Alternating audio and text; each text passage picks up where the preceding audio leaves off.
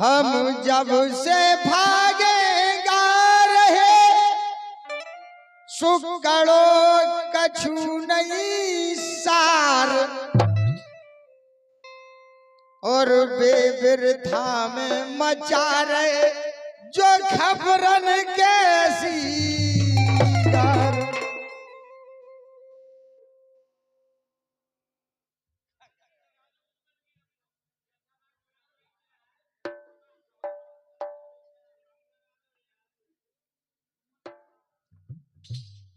उधर भैया ने अब कितने जावे एक तो जो ही नहीं समझ में आया। जब संतानु गंगा की गाय थी 8 पुत्र हुए थे, एक बचा लाओ तो देखे अब कथा आगे ले चल रहे तना।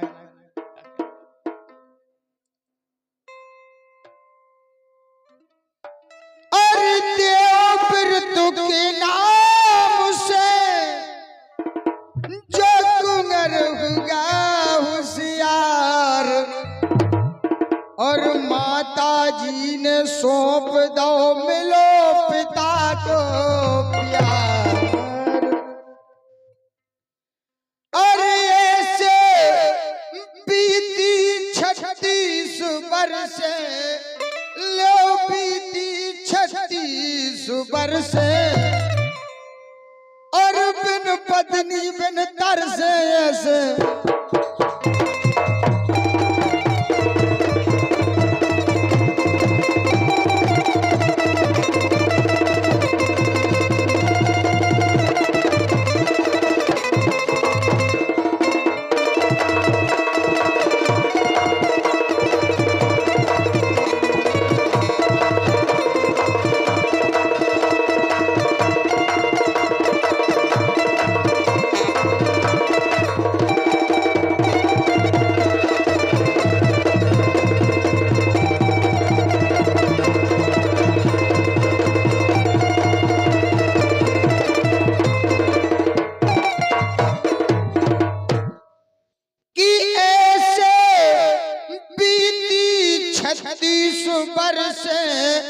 बेबिन पत्नी बिन तरस। एक दिना घूमन संतानु जब निकले अपने घर से और सतवती नदी जाके किनारे और राजा लखी नजर से ऐसे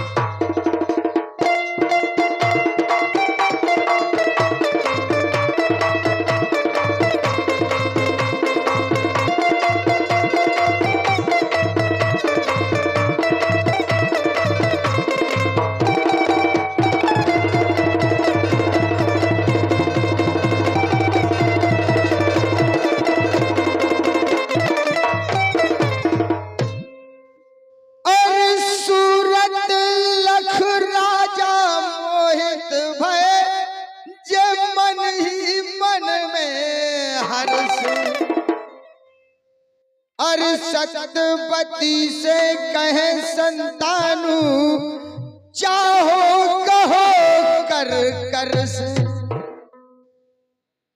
और रंगी हो राजा की रानी और शिव सिंदूरी सर से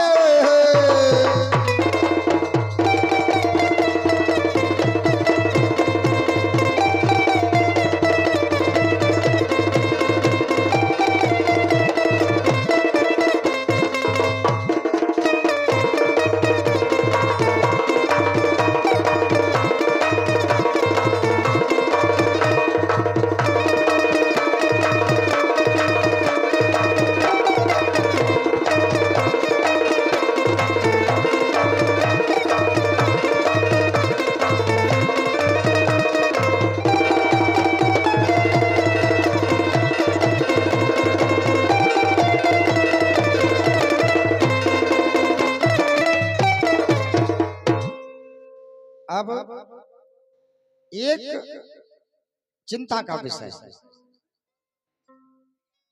जो कि हम एक कारण देखने जा रहे हैं। अरे तुलसीदास की लेखनी जो गोरखपुर रामान, जामे शंका एक है जो गुनो गुनी गुणवान। इसमें एक चिंता का विषय आता है कि सीटी बालासा का कारण, अब बालासा का कारण जो तुलसी करो न धारण सीटी बाला।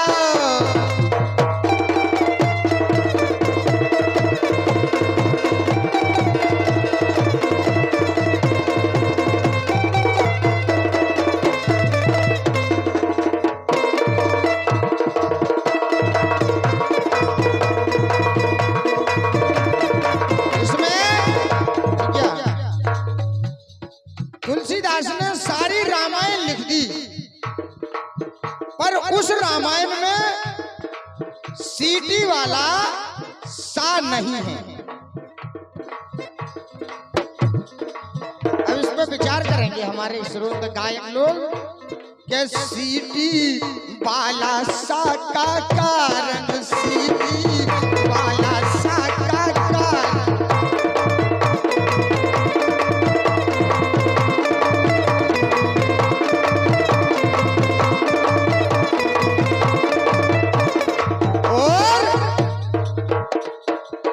तुलसी करो न धारण भैया, तुलसी करो न धारण सीटी, ए सीटी के सीटी बाला सा का कारण, सीटी बाला सा का कारण।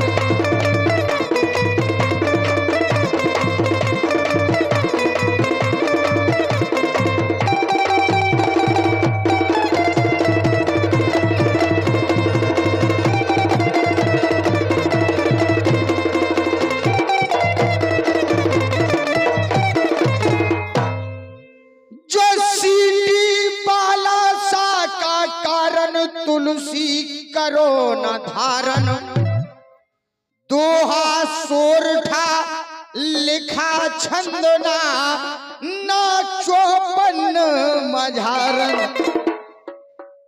दोहा सोरठा छंद और चौपाई, किसी में भी सीटी वाला सा नहीं है। और बिन सीटी वाले है साबिन, अब शिव ना हो तो उच्चारण सीटी वाला।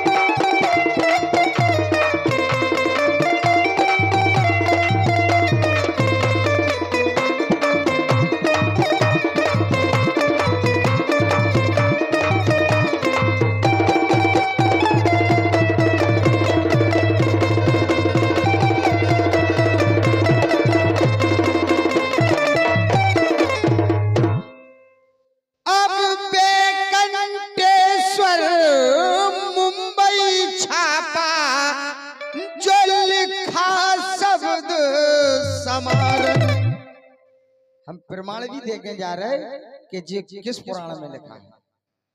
बेकंटेश्वर मुंबई छापा जो लिखा शब्द समारन, अब रंगी रवि कहे शिव जाको, और कैसे होए निवारण सीटी वाला।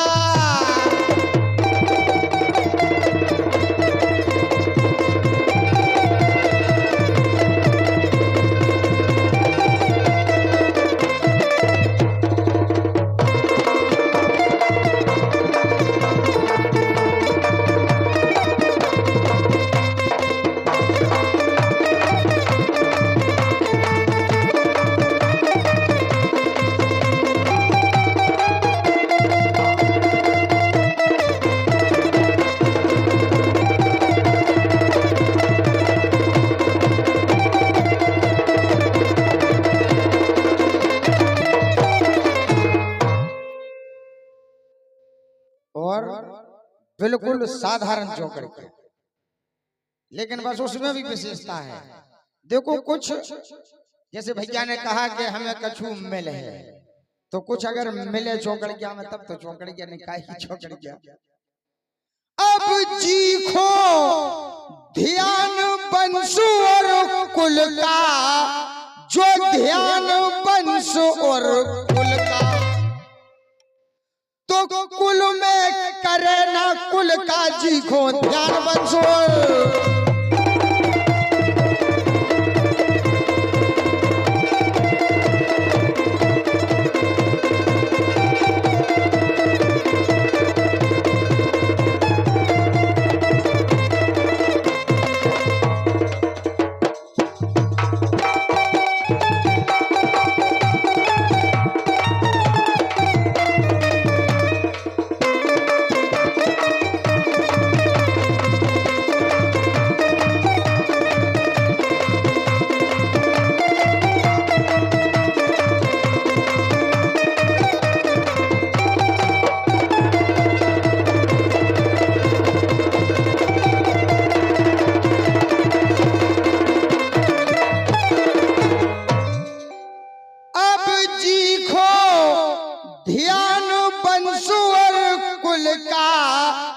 कुल में करे ना कुल का।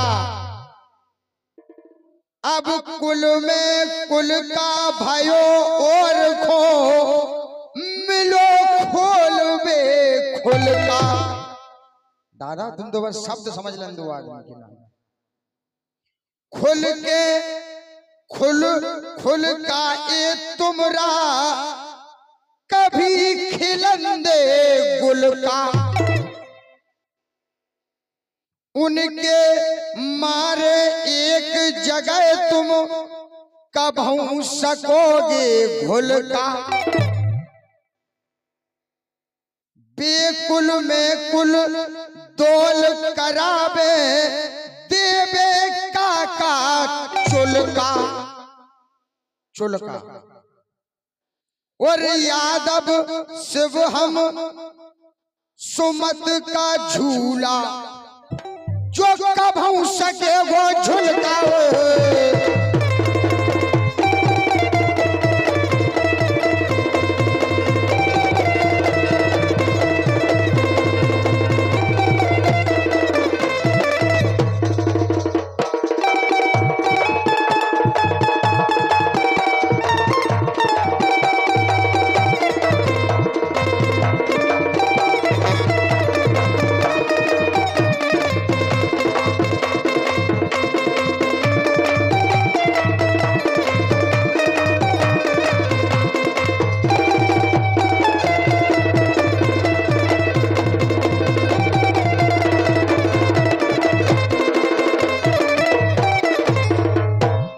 और चलते चलते अपन अगर जगन्नाथ भैया कहूँ अपन दशरथ ही नो लगे रहे हैं, तो शायद है कि अब जन्म हो नहीं तो और सभी रो हो जाए भली बात ही जानत तुम और हमारे जो कलाकार बेटे सब जाना।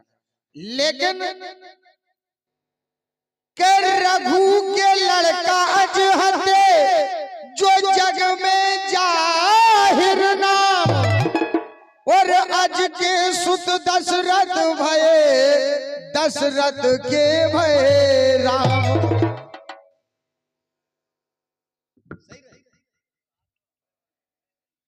तो शोभा दशरथ के द्वारन की, जो दशरथ के द्वारन की।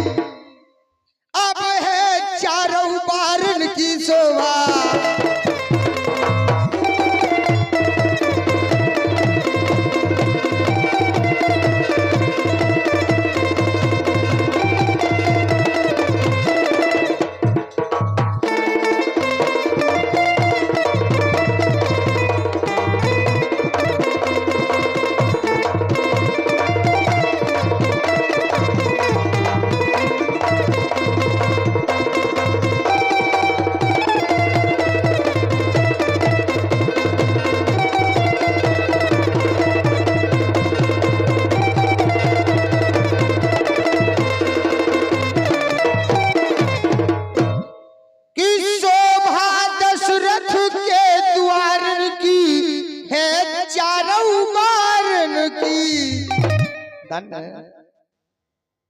और सियाने भये अवध की बढ़ गई शोभा कलिहार।